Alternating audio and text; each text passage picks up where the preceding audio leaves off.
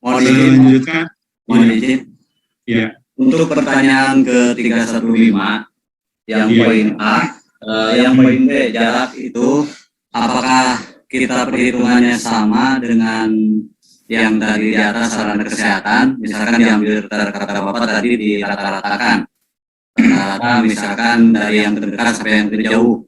Apakah Iya. untuk yang 315 yang poin B jarak polindes atau polindes terdekat juga itu sama Pak, perhitungannya seperti itu. Iya. Terima kasih. Nah, jadi gini Pak, saya menyampaikan average itu kan kemarin saya ada pertanyaan begini. Kalau di dalam SOP itu titik startnya itu dari kantor desa atau pusat keramaian ke layanan kesehatan. Ya.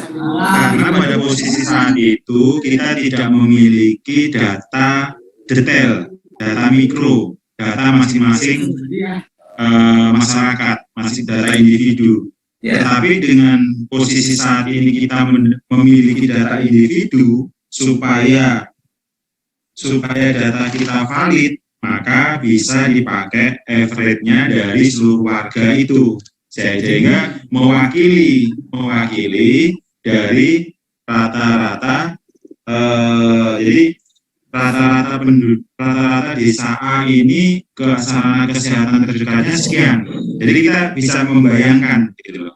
Itu Pak. Ya, terima kasih Pak. Ya. Sama waktu tempuh juga gitu, waktu tempuh yang terdekat. Jadi bisa di luar desa atau di dalam desa. Jadi kalau mau di dalam desa berarti ada layanan, ada sarananya, ada sarana puskesdesnya, polindes atau posyandu. Tetapi kalau di luar desa berarti ya dihitung dari luar desa. Terus fungsi puskesdes dan polindes, fungsinya gimana? 0 tidak berfungsi, tidak aktif, 1 berfungsi. Jadi kita akan mengetahui mana yang puskesdes atau polindes yang masih berfungsi atau tidak, atau beralih fungsi. Terus ketersediaan rumah singgah atau rumah tunggu untuk ibu hamil. Kalau memang ada, ketik 1, kalau tidak ada, ketik 0. Terus jumlah posyandu di desa. Ini menjadi poin penting Bapak Ibu. Jumlah posyandu sama jumlah aktivitas ini harus balance. Kalau jumlah posyandunya ada 2, berarti aktivitasnya harus minimal 2, lebih boleh. Kurang dari 2 nggak boleh. Nanti dia skornya akan turun. Itu Bapak Ibu ya. Jadi kalau kebetulan di sini jumlah posyandunya ada 4 titik. Berarti aktivitas posyandunya dalam 1 bulan minimal harus 4 titik. Nggak boleh, kalau 2 berarti dia akan kurang nilai skornya. Kalau 4 berarti dia akan masuk dalam kriteria. Terus jumlah posyandu yang melaksanakan kegiatan pelayanan 2 bulan sekali atau lebih. Di sini akan ketahuan juga yang 2 bulan atau lebih berapa. Ketahuan apa terus. Mayoritas warga berpartisipasi aktif dalam kegiatan posyandu. Itu juga kalau aktif 1, 0 tidak aktif. Sumber dana pembayaran kegiatan posyandu. Sini. Kalau iuran bulanan masyarakat itu pakai ketik 1, kalau 2 APBDes, yang ketiga iuran bulanan masyarakat dan APBDes atau campuran atau lainnya. Itu. Jadi kita akan mengetahui dari ini. Untuk ini sudah cukup jelas Bapak Ibu untuk layanan dan akses kesehatan.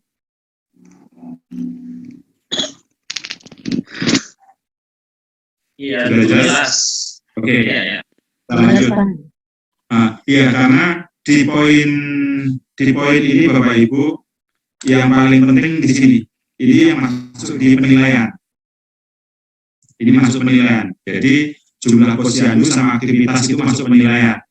Terus jarak ke sarana kesehatan terdekat itu juga masuk penilaian waktunya. Tuh. Oke. Terus sekarang gini, jumlah warga yang terdaftar menjadi peserta BPJS Kesehatan, Jaminan Kesehatan Nasional atau KIS, ini ya, jumlahnya mau berapa? Ini kalau dari data SDGs bisa ya mengetahui ini. Kalau memang bisa, tidak, jadi kita nggak perlu meminta data dari BPJS. Terus warga desa yang memanfaatkan pelayanan berapa? Warga desa yang menjadi peserta jam kerja BPJS ini berapa? Ini. Syaratnya adalah harus di atas dari 75% dari jumlah penduduk. Contoh, tadi jumlah penduduknya berapa? 1.800. 1.800 umpama jumlah penduduknya 1.600 ya atau 1.800 nih. Ternyata yang warga yang ikut BPJS 1.500 ini, berarti 1.500 dibagi jumlah penduduk totalnya, ketahuan berapa persen di situ untuk mengetahuinya. Jadi ini harus connect gitu. Terus ini derajat kesehatan buruk. Terdapat kejadian kematian ibu melahirkan di desa. Saya yakin di sini tidak ada di Jawa Barat. Kalau tidak ada, ketik 0, kalau ada ketik 1. Ya. Halo. Nah. Terus selanjutnya jumlah kejadian kematian ibu melahirkan di desa. Kamu ada apa enggak? Perbaikan. Gitu. Terus terdapat kejadian kematian balita di desa. Nah, ada apa tidak? Terus jumlahnya berapa? Gitu. Selanjutnya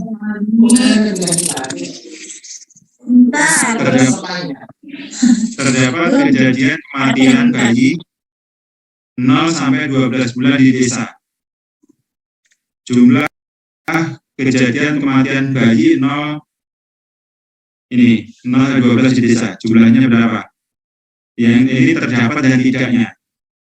Terus yang 321 terdapat kejadian balita gizi buruk di desa. Jumlahnya berapa? Terus terdapat kejadian luar biasa di desa. Ada atau tidak? Penyakit penyebabnya apa? Itu. Penyakit yang menyebabkan kejadian di desa apa? Ketik corona. Terus di poin ini cukup jelas? Itu termasuk COVID, Pak. Iya. Penyakit yang menyebabkan kejadian luar biasa itu COVID masuk.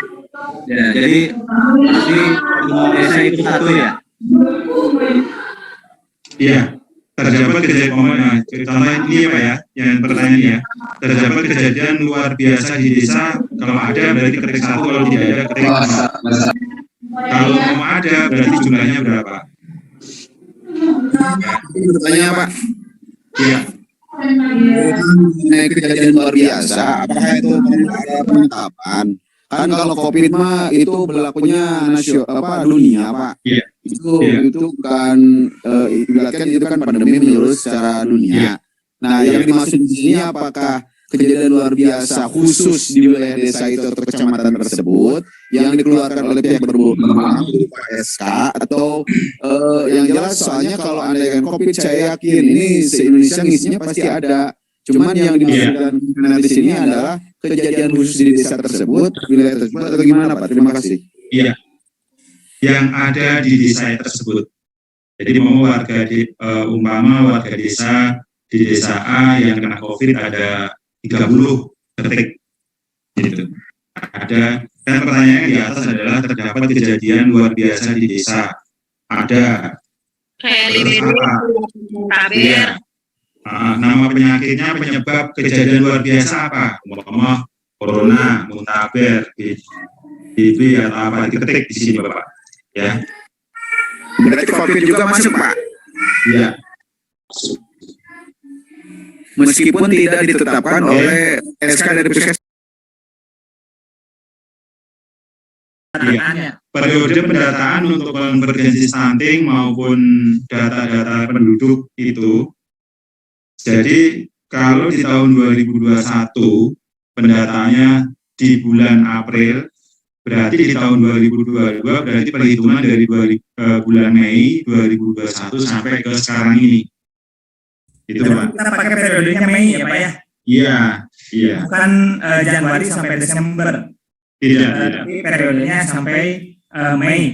Artinya kalau misal ada yang meninggal di tahun 2022, misal ada ibu hamil meninggal di tahun 2022, ini sudah masuk ke data sekarang. Iya. Baik, terima kasih Pak. Iya. Terus untuk dimensi pendidikan jumlah SDMI di desa, baik SD milik pemerintah atau yayasan atau swasta itu dihitung Pak, Bapak Ibu.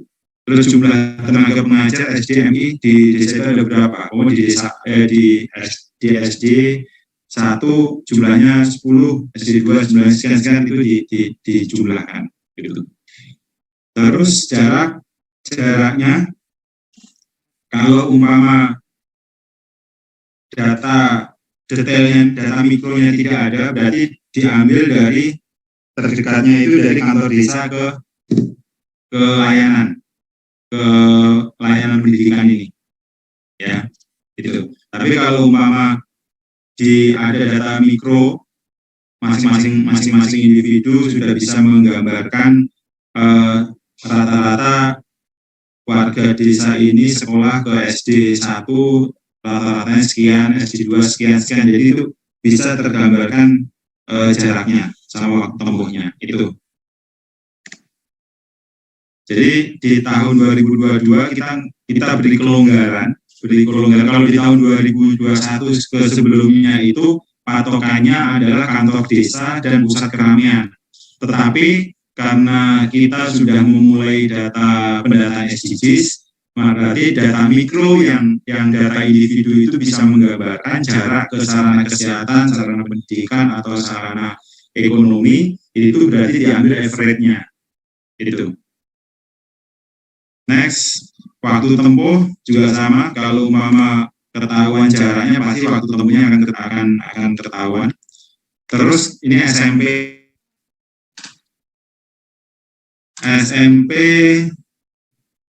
juga ada SMP kan pertanyaan jumlah SMP di desa. Kalau memang tidak ada ya tidak ada. Kalau tidak ada. Kalau memang ada. Jumlahnya berapa di desa? Nggak ada, 0. Jaraknya yang jumlah tenaga pengajar nggak ada. Kalau memang di desa nggak ada SMP ya jangan diisi. Jumlah pengajarnya juga nggak usah diisi. Gitu. Terus jarak tempuhnya, jarak ke SMP terdekat berapa? Oh 4 kilo ternyata, 4 kilo. Terus kemudian waktu tempuhnya berapa menit? Itu akan ketahuan. SMA juga gitu, sama. Jadi SD, SMP sama SMA ini sama. Terus selanjutnya jumlah penyandang kebutuhan khusus tunagrahita usia 20 ada berapa? Ini sesuai dengan keturunannya, kebutuhan khususnya di jumlahnya berapa? Itu. Tinggal pendidikan. Untuk posisi sini sudah clear, nggak ada pertanyaan? Izin bertanya Pak. Ya, silakan. Untuk jenjang sekolah ini berlaku tidak Pak untuk kesetaraan Pak? Seperti PKBM kan ada paket A, paket B, paket C. Itu masuk nggak Pak? Ya, masuk. Masuk, berarti jenjang SMP dan kesetaraannya. Satu itu, terus yang kedua kaitan mengenai tenaga pengajarnya Pak. Iya. Anda kan di satu desa itu ada 2 jenjang sekolah yang berbeda, ada SD dan MTS, itu kan 2 kementerian beda. Terus guru tersebut ada di 2 lembaga itu tercatat. Nah itu gimana? Apakah tetap dihitung Dihitung satu, Pak. mengajar per jam atau satu orang saja, Pak? Satu orang saja. Jadi kita mengantisipasi double, gitu. Itu ya, Pak. Kita lanjutkan data tingkat pendidikan. Tingkat pendidikan sebagian besar penduduknya itu berpendidikan apa rata-ratanya. Cek data SDGs. Terus anak usia SD putus sekolah, tidak sekolah ada apa enggak? Kalau memang ada, berarti ini menjadi PR kita di pemerintahan untuk bagaimana anak ini bisa kembali ke sekolah. Terus kemudian jumlah usia SD putus atau tidak sekolah, jumlahnya berapa? Terus terdapat anak usia SMP yang putus sekolah. Gitu.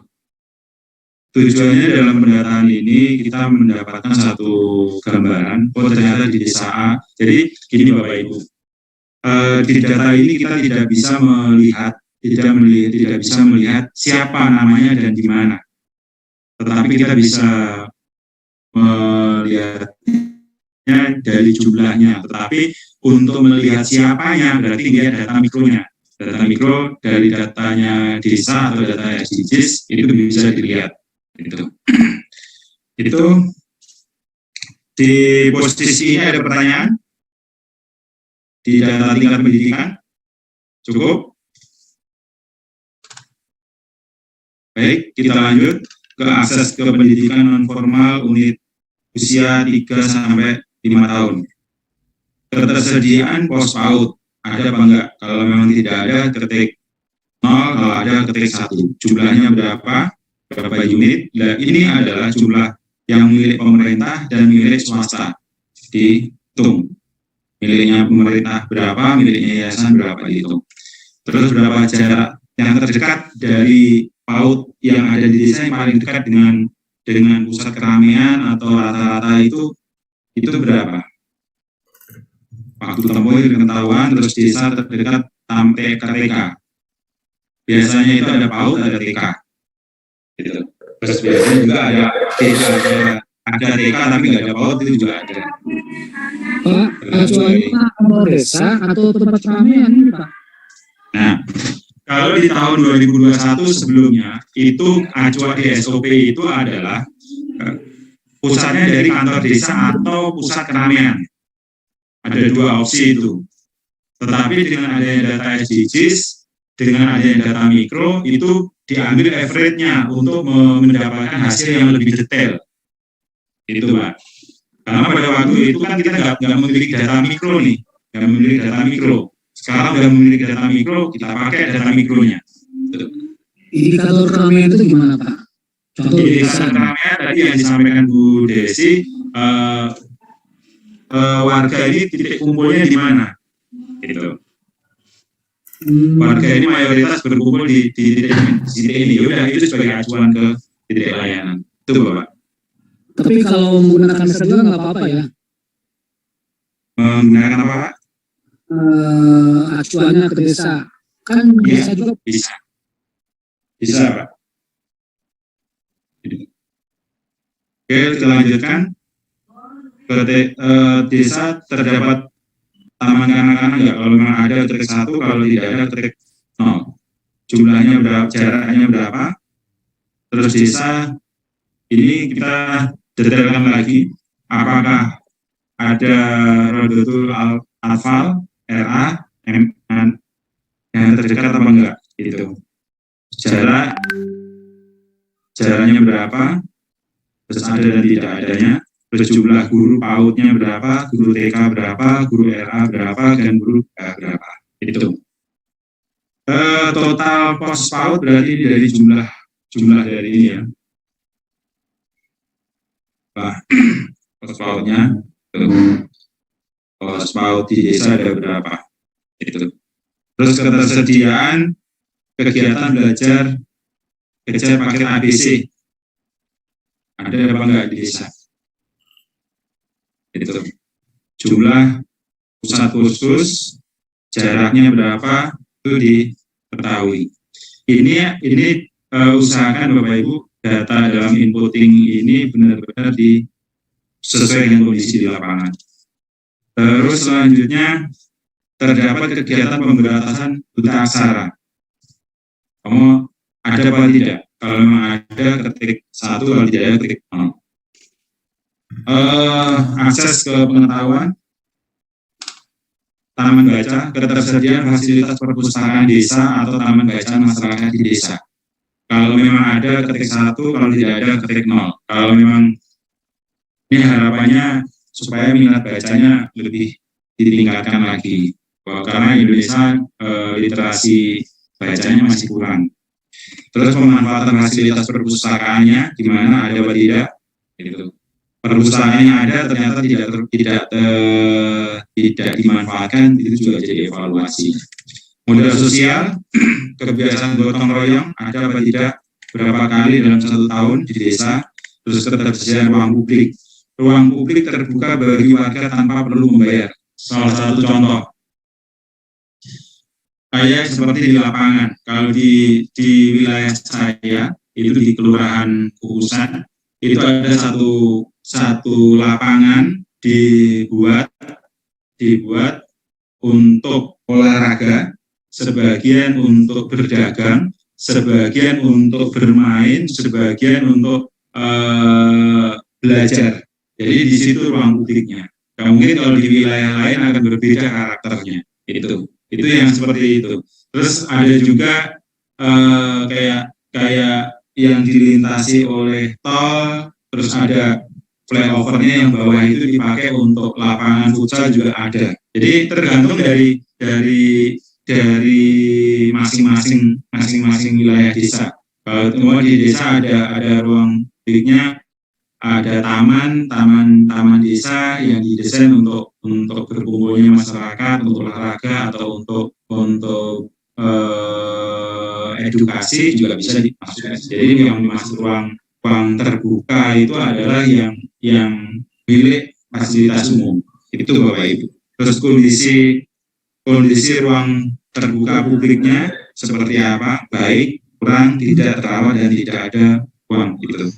Terus untuk Karang Taruna ada atau tidak ada, jumlahnya berapa, jarak frekuensi Karang Taruna ini diskusi atau melakukan pertemuan berapa kali dalam 1 tahun. Itu PKK juga, perkumpulan agama, panti asuhan, sampai ke kelompok organisasi lembaga khusus, fasilitas lab ini. Fasilitas lapangan sepak bola ada apa tidak? Ya, berapa unit? Ya kan? Di jumlah hitungannya. Itu dan agama. Selanjutnya sampai di posisi agama kepercayaan ada apa enggak di Jawa Barat. Terus peringatan hari besarnya ada nggak? Kalau umat Muslim bisa 1 Muharram, bisa Isra Mi'raj, bisa kalau umat agama lain kan di Waisak atau gimana itu.